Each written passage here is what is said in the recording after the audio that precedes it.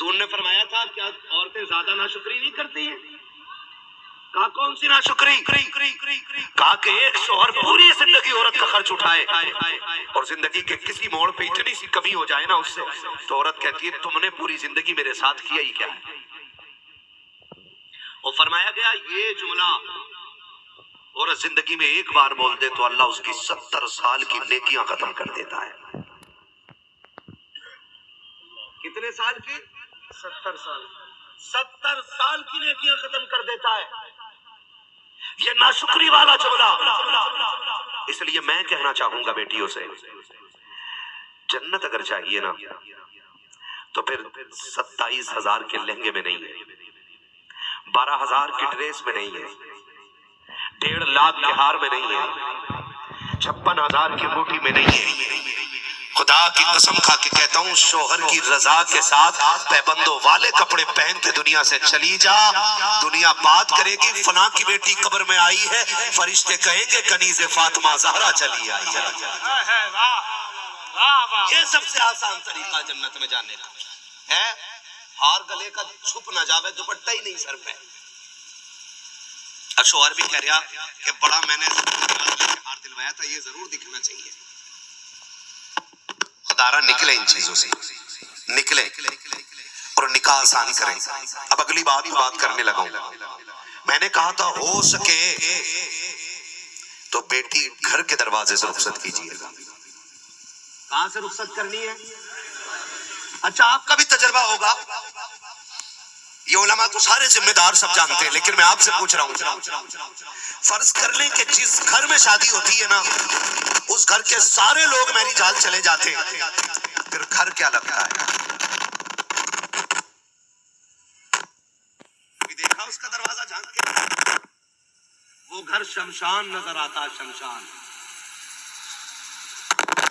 اور بھی اس کی کروٹ میں ہوتے ہیں نا، لیکن سب سے برا گھر وہی لگتا ہے جس گھر کی بیٹی کو میرج ہال پہنچا دیا گیا ہو۔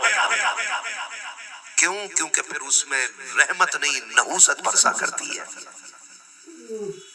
میں نے آپ سے کیوں کہا کہ آپ بیٹی کو گھر سے رخصت کیجئے؟ اس کی وجہ یہ ہے کہ جہاں میرج ہال ہوتا ہے وہاں سب سے پہلے بہو کے پاس گھر والے بعد میں، کیمرے والے پہلے جاتے ہیں۔ ایسے ہی ہے، ایک جگہ جلسے سے آ رہے تھے رات میں، ایک آگے ڈیزائر کھڑی تھی، سنگل راستہ تھا۔ اب ہم بولے بھائی راستہ دے، ہارن بجاتے بجاتے ایک آیا کہنے لگے رکو دلہن اتر رہی ہے۔ ہم رک گئے، بھائی دلہن کا مسئلہ ہے اترنے دو۔ اب دلہن نہیں اترتی، 20 منٹ ہو گئے۔ میں نے کہا بھائی یہ بتاؤ اترے گی کیسے؟ 20 منٹ کے بعد کیمرے والا اترا اس میں سے، اور دولہا باہر کھڑا ہے۔ دولہا باہر کھڑا ہے۔ پھر کہتے ہو مولوی بہت کڑوا بولتے ہیں۔ بیٹے مولوی وہاں تک کا دیکھ لیتا ہے جہاں تک تیری سات پشتیں سوچ نہیں سکتی ہیں۔ دولہا باہر کھڑا ہے۔ میں نے کہا دولہا باہر ہے، دلہن کیوں نہیں اتر رہی؟ 20 منٹ کے بعد کیمرے والا اترا۔ کسی نے بتایا ویڈیو بن رہی تھی۔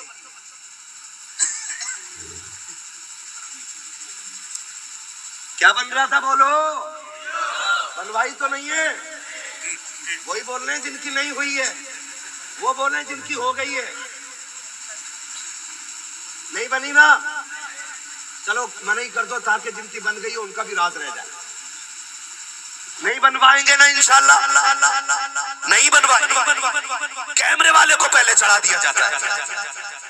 اب دوپٹے کی پٹی کدھر جا رہی ہے یہ کیمرے والا دیکھ رہا ہے۔ سوٹ کی سلوٹ کدھر ہے یہ کیمرے والا دیکھ رہا ہے۔ گلے کے ہار کا کون سا پھول ترچھا ہے یہ کیمرے والے کو پتا ہے۔ کان کے کنڈل کی کون سی لونی چاہیے یہ کیمرے والے کو پتا ہے۔ سن جب کوئی بیٹی دلہن بن کے آتی ہے یا کسی بھی بیٹی کے چہرے پہ غیر محرم کی نگاہ پڑ جاتی ہے تو پھر رحمتیں نہیں بلکہ لعنتیں برسا کرتی ہے۔ میں اس لیے کہتا ہوں بیٹیوں کو گھر سے رخصت کیا کرو۔ جب بیٹیاں میرج ہال سے رخصت ہوتی ہیں تو رحمتوں کے سائے میں نہیں لعنتوں کے سائے میں رخصت ہوتی ہے۔ ہزار نحوستیں دامن میں ہوتی ہے، اور جب بیٹیاں گھر سے رخصت ہوتی ہے، خدا کی قسم کھا کے کہتا ہوں جب بیٹی کی نکاح کا وقت آتا ہے، ایجاب و قبول ہوتا ہے، خدا کی قسم صرف بیٹھنے والے نہیں بلکہ دیواریں مبارکبادیاں دیتی ہے، گھر کی چھت مبارکبادی دیتی ہے، زمین مبارکبادی دیتی ہے، اور جب بیٹیاں گھر سے رخصت ہوتی ہے نکاح کے بعد تو زمین تڑپ کر کہتی ہے مالک اس نے سجدوں سے آباد کیا تھا، اس کی نسلوں کو آباد رکھنا، دیواریں رو کے کہتی ہے اے پروردگار عالم یہ میرے دائرے میں رہتی تھی لیکن اس کی صداؤں سے کبھی قرآن کی تلاوت آتی تھی، کبھی نعت گنگناتی تھی، مالک اس کی عزتوں کی حفاظت کرنا، کبھی چھتروں بلکہ سینکڑوں خدا کی رحمتیں لے کے رخصت ہوا کرتے۔ نعرہ تکبیر، نعرہ رسالت۔ کہاں سے رخصت کرو گے بیٹی؟ انشاءاللہ۔ اور کوئی یہ کہے کہ ہمیں کھڑے ہو کے کھانا چاہیے، کہنا ہم نے انسان بلائے تھے بارات میں، جانور نہیں بلائے، کہنا یہ گدھوں کی بارات نہیں ہے، یہ محمد عربی کے غلاموں کی بارات ہے۔ سبحان اللہ۔ کیوں نہیں کھاتے بیٹھ؟ اور عجیب مسئلہ بیٹھنے کا، اللہ کی قسم دیکھ رہے تو وہ جو اب پہلے بارات جاتی تھی بڑے بوڑھے لوگ بیٹھے ہوں گے، اور ابھی زیادہ پرانی بات نہیں، بارات جاتی تھی نا تو رشتہ دار لوگ چل چل کے کھلاتے تھے، کوئی کہتا تھا میٹھا لیں گے، کوئی کہتا تھا چاول لیں گے، کوئی کہتا تھا دال لیں گے، گوشت لیں گے، روٹی لیں گے، پانی لیں گے، گھی لیں گے، یہ سوال ہوتے تھے۔ اب تو بھئی وہ ایسے رکھ کے کھڑے ہو جاتے ہیں جیسے بھینس کو سانی کر دی ہو ناند میں، اور مالک الگ کھڑا، بھینس آئے گی اور اپنے ہب چر لے گی، چر بھی لیتے ہیں۔ اور جو یہ گاڑی سے اترا اگر پتہ چل گیا سیخ کباب ہے تو یہ شیشہ توڑ کے نکلنا چاہتا گاڑی میں سے، ٹانگ اٹکا دے گا گیٹ میں، پہلے میں نکلوں گا، اور ایسے بھاگتا ہے کھانے کی طرف جیسے قیدی چھوٹ کے آ رہے ہیں۔ میں ایک نام نہیں لوں گا ریسورٹ کا، میں گیا تھا، اس میں دعوت دے دی، ہم چلے گئے بھائی، ہم نے وہاں تماشا دیکھا، ویسی لگے تھی وہی ناندوں میں جانوروں والی سانی، تو ایک آدمی کو دیکھا پلیٹ ڈسپوزل، وہ بھی سیپ کی نہیں، حضرت اس نے بریانی، آگے دیکھا اچھا قورمہ، وہ بھی اس میں، کباب وہ بھی اس میں، آگے اور چلا تو اور بھی طرح طرح سارے ایک پلیٹ میں رکھ لیے، اوہو پھر دیکھا کولڈ ڈرنک بھی ہے، تو جو پانی کا گلاس تھا اس میں کولڈ ڈرنک لے لی، اب ایسے ٹہل رہا ہے،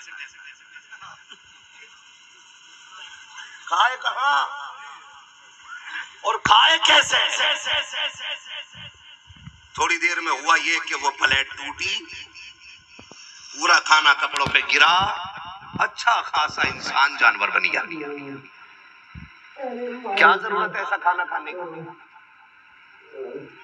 ہے کوئی ضرورت؟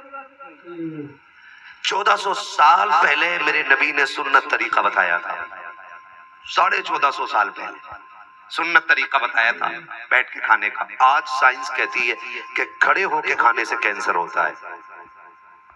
کیا ہوتا ہے؟ کھڑے ہو کے کھانے سے کینسر ہوتا ہے۔ کیسے کھاؤ گے؟